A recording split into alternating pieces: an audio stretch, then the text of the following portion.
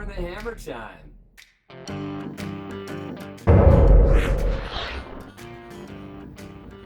That's better. Welcome to our 6th installment, Blanding, Utah.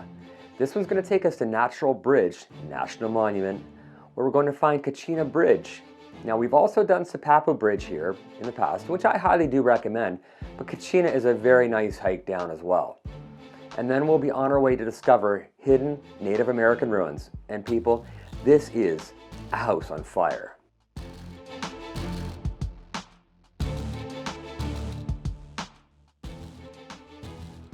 The sheer vastness of the Natural Bridges area is indescribable.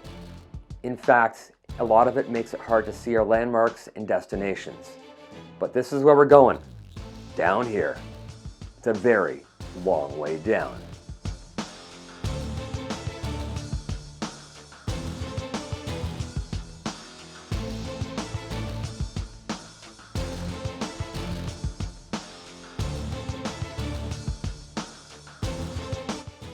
Makeshift stairs from rocks, narrow trails, numerous switchbacks, and old school ladders.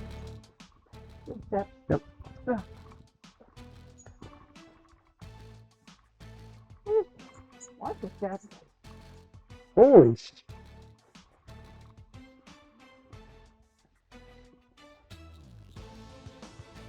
Oh, really?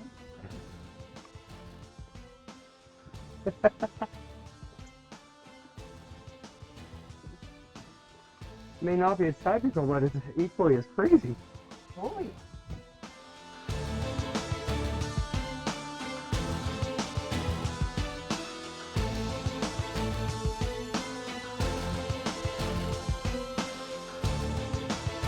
Sipapu, Kachina, and Owachamo were all formed from what was once the shore of an ancient sea that covered this whole vast area. Government surveyor William Douglas named the bridge Kachina when he found petroglyphs and pictographs created by ancestral Puebloans over 700 years ago, depicting dancing figures carved on the base of the bridge. And one represented Kachina, the sacred dancer of Hopi Indians. Before Douglas, a local cowboy named the bridge Caroline in honor of his mother. And before that, someone had named it the Senator. I actually prefer Kachina. Kachina is the middle bridge, spanning the canyon, equidistant from both the Owachamo and Sipapu bridges.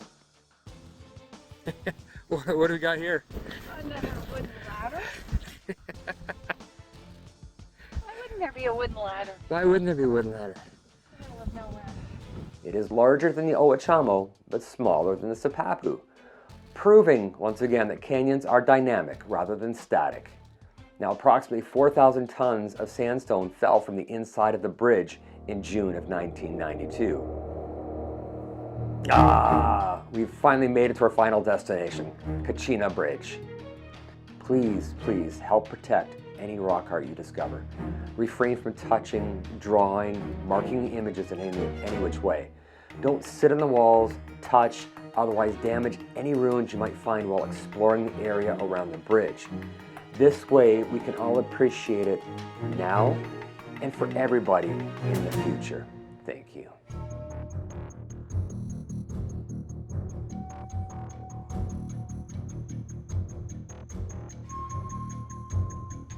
Kachina, while not large as Sipapu, is the most massive of the bridges.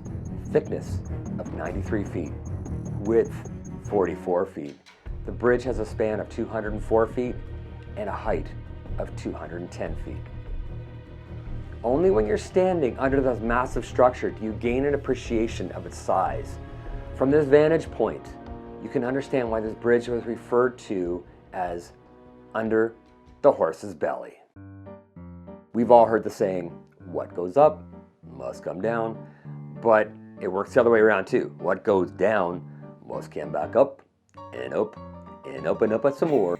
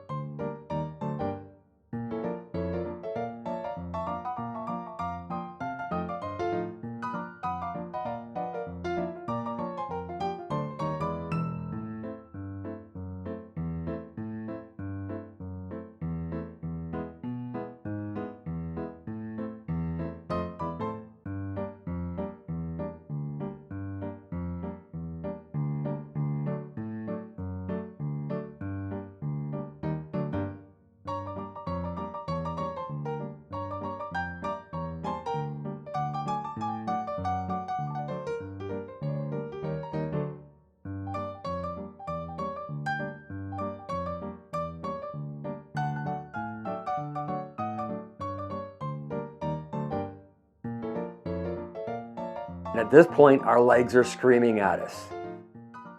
Now that we've recovered, we're on our way to House on Fire. After a long walk via dry wash area, we discovered our ruins.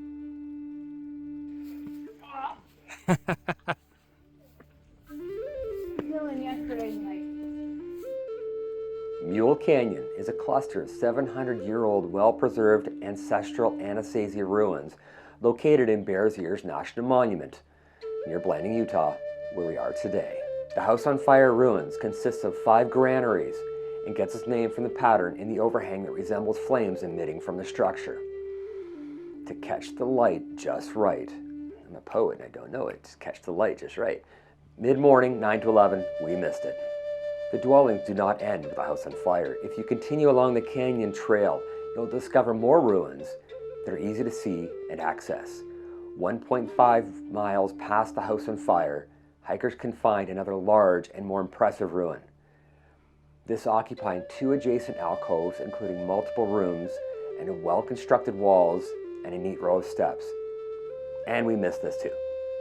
That's why I'm here, to give you some ideas of what to do and what not to do.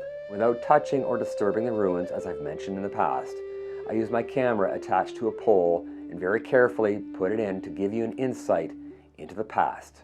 The ancestral Puebloans lived here between 700 and 2,500 years ago. The granaries perched high in the cliffs. They stored corn, which was a main source of food. The Puebloans also ground Indian rice grass into meal to make bread. They ate abundant prickly pears, and the ever-present yucca was invaluable, as the leaves were spun into fiber and woven into baskets, sandals, and bags. Native Americans used the root of the yucca for soap, and they roasted and ate the base of the plant. The pinyon pines that you have to weave around and duck under to reach the ancient sites were a key source of building material, fuel, and food. When burned, this wood created high enough temperatures needed to fire the pottery.